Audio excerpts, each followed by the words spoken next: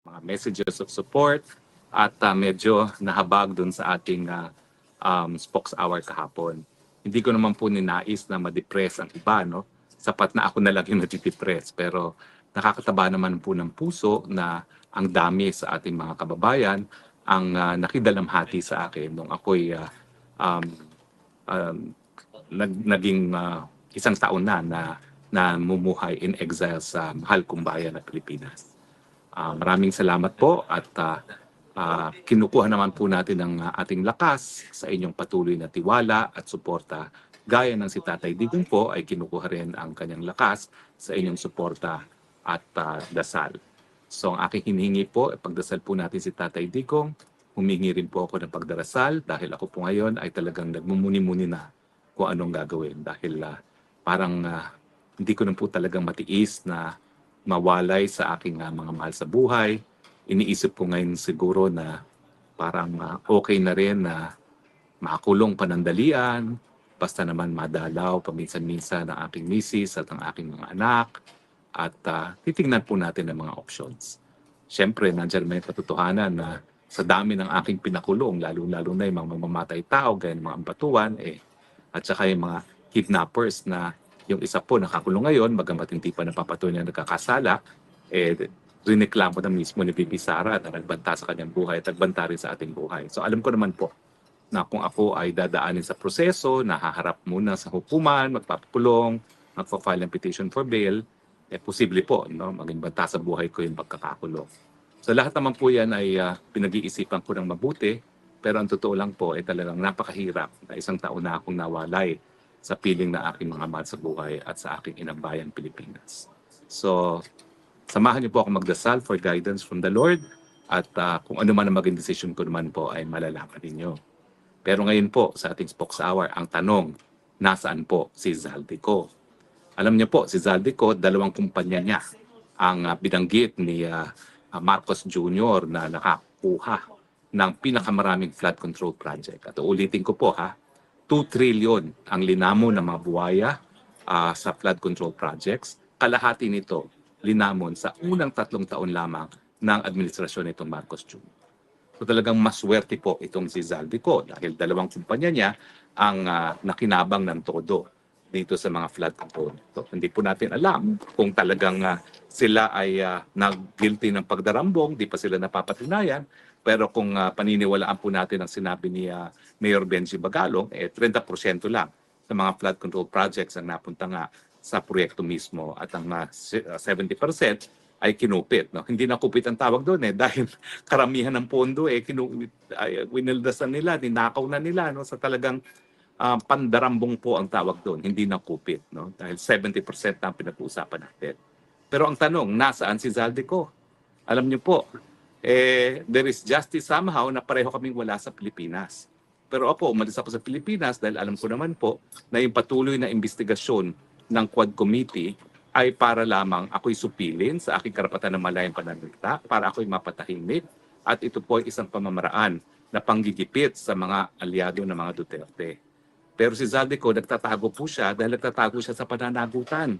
Dahil ang kinakailangan niyang explain, unang-una, meron ba siyang conflict of interest na siya ang naging chairperson ng Committee on Appropriations, and yet, yung kumpanya niya ay nasa top 15 na nakinabang sa flood control project na linamon ng mga buwaya sa pamamagitan ng pandarampo.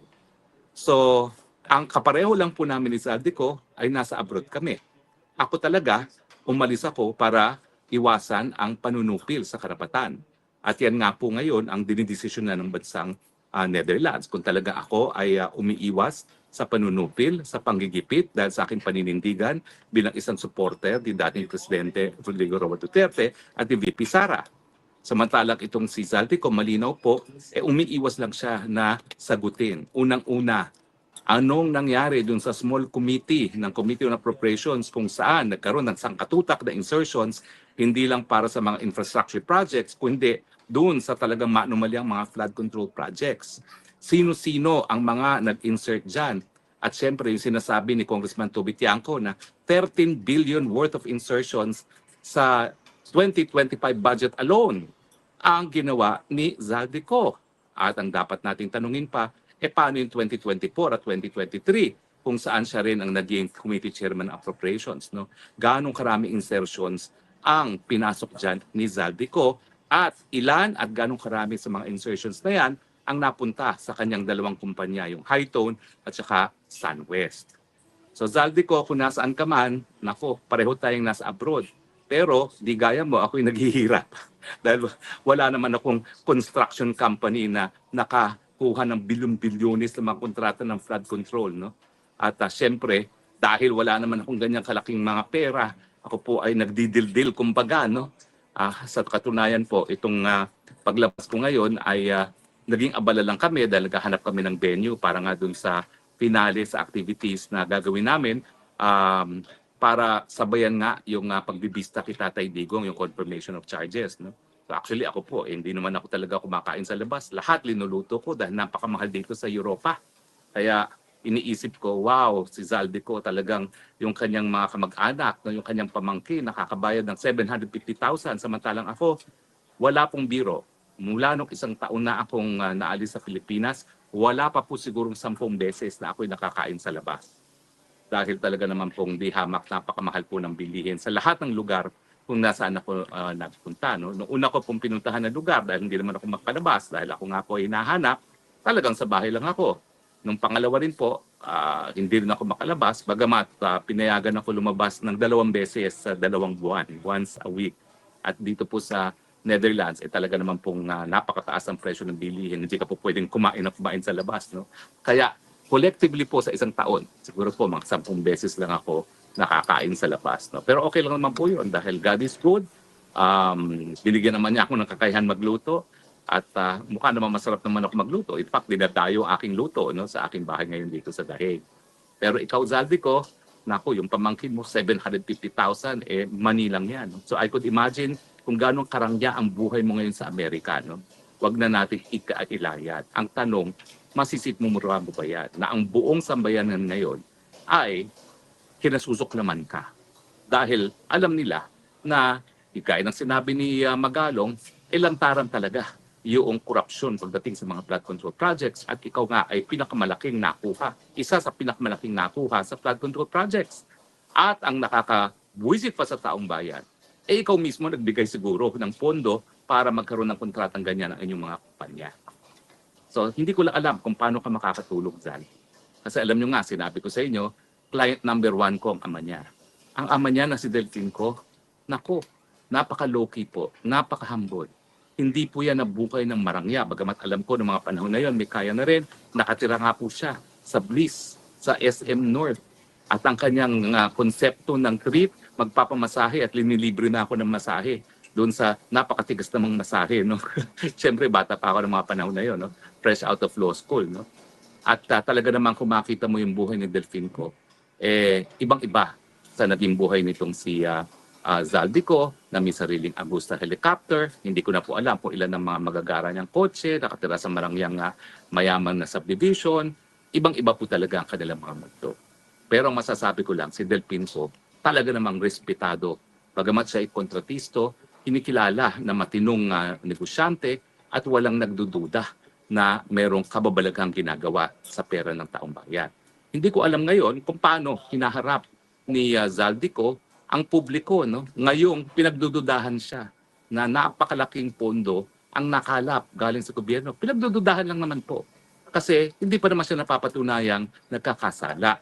Pero habang hindi siya humaharap sa Kongreso, alam naman niyang hindi naman siya ikukulong dahil siya naman napakalakas kay Speaker Tambaluslos, talagang ang conclusion, umiiwas sa katotohanan dahil ang katotohanan ay hindi maganda. Zaldico, uwi ka na. Hindi ka po pwedeng magtago forever. Bagamat hindi gaya ko, hindi ka iko-contempt ni Tambaluslos dahil napakalakas mo. Diyan naman sa Amerika, pag ikay nakita, kasusuklaman ka. Kadidirihan ka nga. Kaya mabuti pang umuwi ka na at linisin mong pangalan mo kung kaya mo. Dahil lalabas at lalabas ang katotohanan. Lalo na ngayon, galit na ang taong bayan. Ngayong araw nga po meron tayong Black Friday protest. Kung kayo'y busit na sa mga pandarambong na nangyayari, pwede ba ho Sumama na kayo sa Black Friday protest. Sumamahan niyo si Ka Eric. Dalawa nga palang rally nangyayari sa EDSA ngayon. Yung rally po ni Ka Eric at yung Black Friday protest nandyan po sa May Robinson.